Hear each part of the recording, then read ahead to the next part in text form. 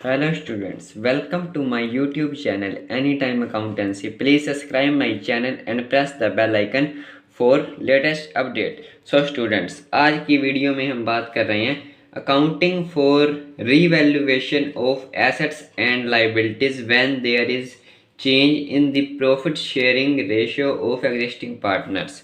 इससे पहले student last video में मैंने आपसे कहा था कि नेक्स्ट वीडियो में हम बात करेंगे रिवैल्यूएशन अकाउंट की। उससे पहले हमने लास्ट वीडियो में बात की थी accounting treatment of goodwill when there is change in the profit sharing ratio of existing partner, और उसके अलावा बात की थी accounting treatment of reserve and accumulated profits when there is change in the profit sharing ratio of existing partner. So students, इसके अलावा हमने बात की थी वर्कमैन कंपनसेशन रिजर्व की और इन्वेस्टमेंट फ्लक्चुएशन रिजर्व की, यानी कि WCR और IFR। सो आज हम बात कर रहे हैं accounting for revaluation of assets and liabilities when there is change in the profit sharing ratio of existing partner. तो रीवैल्यूएशन अकाउंट जिसका इस्तेमाल होता है एसेट्स एंड लाइबिलिटीज की वैल्यू जो कि चेंज हुई है, कितनी चेंज हुई है, वो फाइंड करने के लिए। Assets and liabilities of a firm must be revalued at the time of change in profit sharing ratio of existing partners। जो हमारी फर्म है और उसकी एसेट्स एंड लाइबिलिटीज़ हैं वो अनिवार्य है, मस्ट है कि रीवैल्यूड हों जब प्रॉफिट शेयरिंग रेशियो में चेंज आए। The reason is that the actual value may be different from value shown in balance sheet. इसका कारण क्या है कि आज जो हमारी एसेट्स की वैल्यू है वो हो सकता है कि बैलेंस शीट से अलग हो, इसीलिए हमें रीवैल्यूएशन की ज़रूरत पड़ती है जब प्रॉफिट शेयरिंग रेशियो में चेंज आए। Revaluation account is also known as profit and loss adjustment account. Revaluation account को हम P&L profit and loss adjustment account भी कहते हैं। This account is nominal account. ये एक नॉमिनल अकाउंट है और आप जानते हैं कि नॉमिनल अकाउंट का बैलेंस नहीं रखा जाता। So revaluation of assets and liabilities में be effect in two ways. रीवैल्यूएशन जो होता है एसेट्स एंड लाइबिलिटीज का, उसके दो वेज हैं, टू वेज हैं।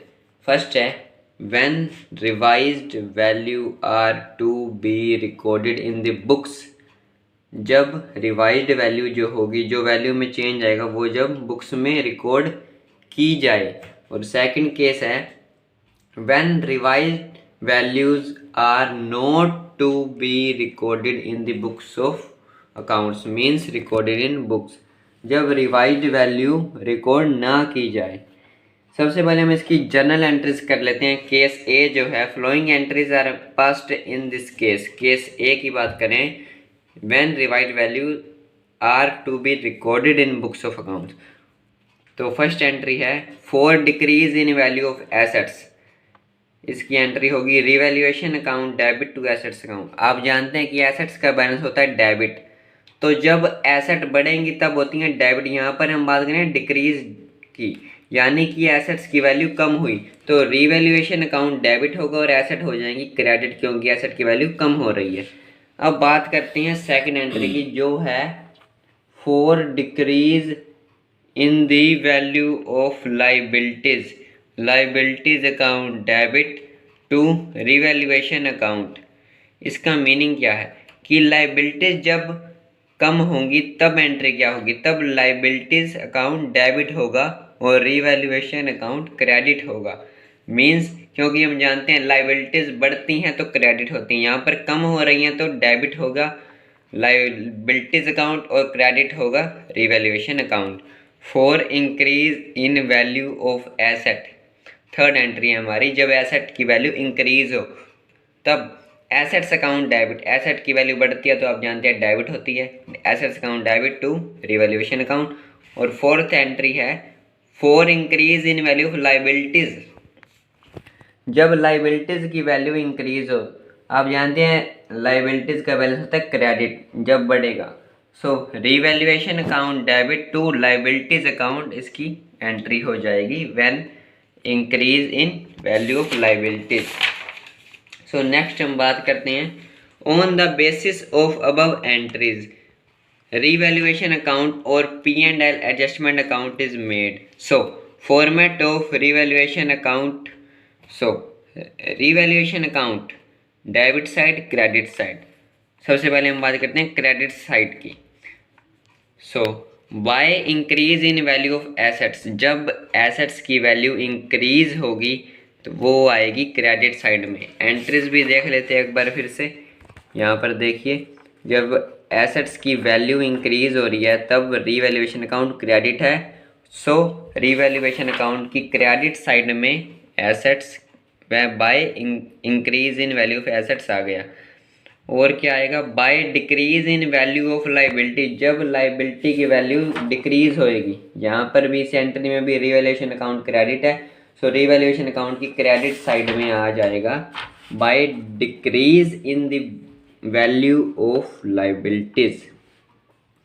थर्ड पॉइंट जो इस साइड आएगा वो है बाय अनरिकॉर्डेड एसेट्स। कई बार क्या होता है, कोई एसेट्स हम बुक्स में रिकॉर्ड करना भूल जाते हैं, लेकिन जब रीवैल्यूएशन करते हैं प्रॉफिट शेयरिंग रेशियो में जब चेंज आता है उस वक्त कई बार वो जो एसेट हमने रिकॉर्ड नहीं की होती वो हमें उसका पता चल जाता है, तो वो भी क्रेडिट साइड में ही आएगी।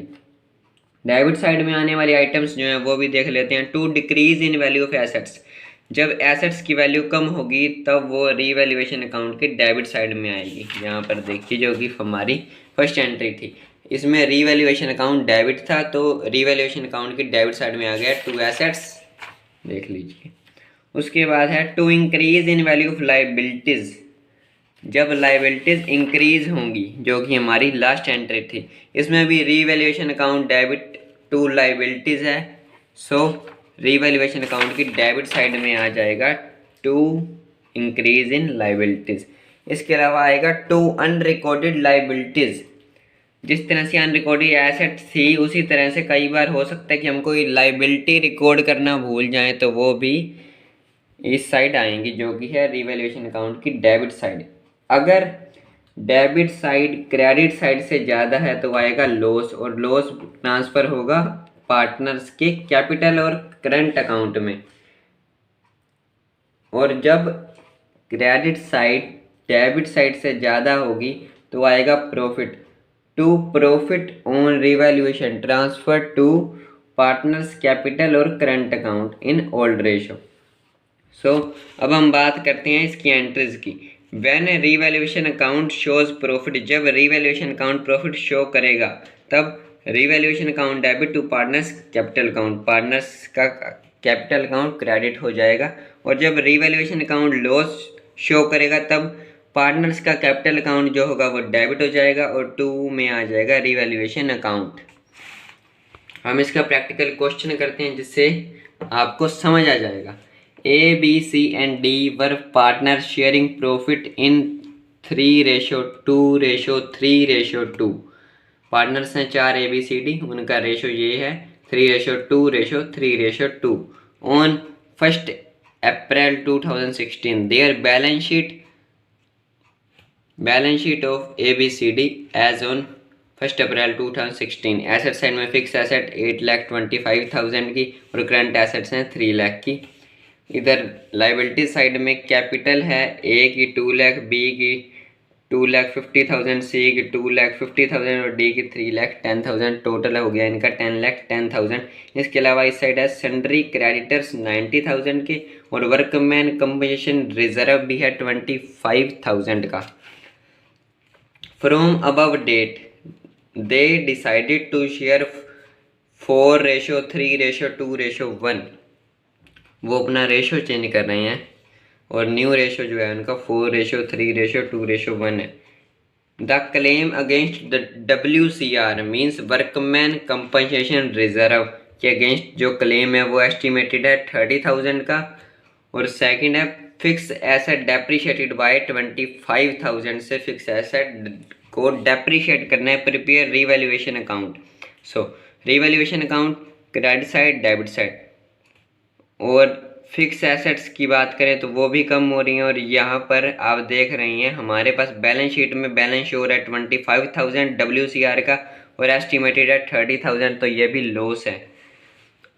और ये तो है इंक्रीज इन लाइबिलिटी और ये है डिक्रीज इन एसेट्स। और अभी हमने फॉर्मेट में किया था, डिक्रीज इन एसेट्स भी आएगा डेबिट साइड में और इंक्रीज इन लाइबिलिटीज भी आएगा डेबिट साइड में। So to provision for workman compensation claim account 5000 से हो जाएगा, रीवैल्यूएशन अकाउंट की डेबिट साइड में आ जाएगा 5000 से, क्योंकि बैलेंस था 25,000 लेकिन क्लेम आ गया 30,000, तो ये हमारा लॉस है। और सेकंड है फिक्स एसेट डेप्रीशिएट, मतलब कि फिक्स एसेट की वैल्यू कम हो गई है 25,000 से, तो वो भी इसी साइड आएगा। सो हमारा टोटल लॉस हो गया 30,000, जिसे हम बांट देंगे ओल्ड रेशो में, जो कि है 3:2:3:2। So by loss on revaluation transfer to A's capital account, B's capital account, C's capital account, D's capital account 9,000, 6,000, 9,000, 6,000 और ये 30,000 का लॉस पूरा ट्रांसफर हो जाएगा। और ए का शेयर कैसे आया 30,000 इंटू 3/10 9,000 और बी का आया 30,000 इंटू 2/10 6,000। इसी तरह से सी का भी जैसे ए का है वैसे ही आएगा और डी का जैसे बी का है वैसे ही आएगा, क्योंकि इनका रेशियो है 3:2:3:2 और ए और सी का रेशियो सेम है और बी और डी का रेशियो सेम है। सो स्टूडेंट्स, उसके बाद हम बात करें केस बी की, जो कि था when revised values are not to be recorded in books of accounts, जब पार्टनर्स रिवाइज्ड वैल्यू बुक्स में रिकॉर्ड नहीं करना चाहते उस समय पर। When revised value are not to be recorded in books of account. Practical question देखते हैं इसका। A B C are partner sharing profits in ratio 5:4:2। A B C जो पार्टनर्स हैं उनका रेशो दिया गया है 5:4:2। ऑन 1 अप्रैल 2016, 1 अप्रैल 2016 को they decided to share profits in 4:3:2।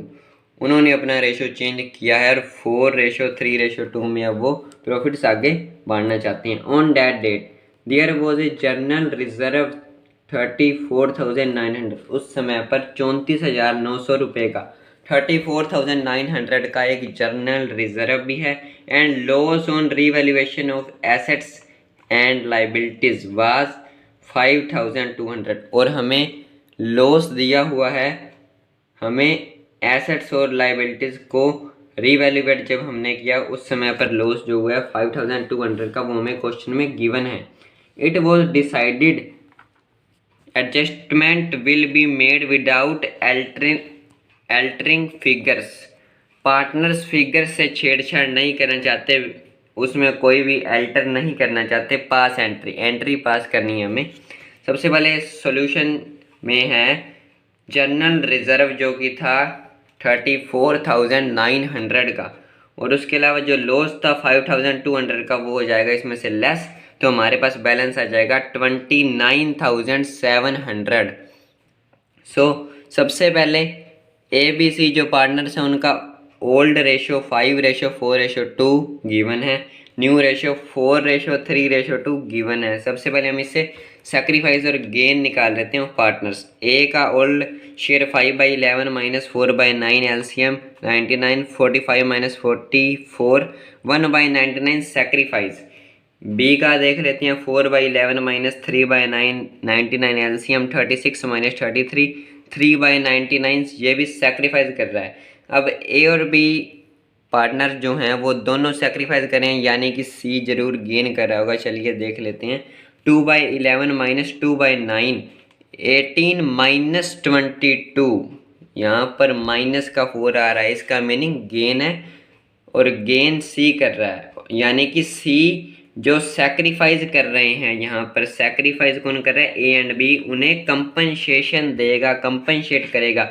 तो उसकी एंट्री हम देख लेते हैं। C's capital account debit 1,200 to A's capital account 300 to B's capital account 900।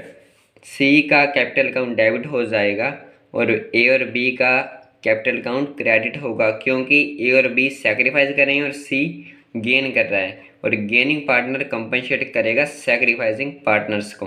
कैसी है ये अमाउंट देखते हैं। ए का 29,700 में शेयर है, जो सेक्रीफाइस कर रहा है वो शेयर है 300 रुपीज़, और बी का है 900 रुपीज़, और सी का है 1,200 रुपीज़। सो सी का कैपिटल काउंट हो गया डेबिट 1,200 से, ए का हो गया क्रेडिट 300 से, और बी का भी हो गया क्रेडिट 900 से। सो स्टूडेंट्स, ये थी बात रिवैल्यूएशन अकाउंट के टॉपिक की, और ये हमारा change in profit sharing ratio among existing partners जो हमारा चैप्टर था उसका लास्ट टॉपिक था। अब नेक्स्ट वीडियो में हम बात करेंगे हमारे न्यू चैप्टर की, जिसका नाम है admission of a new partner. So thank you.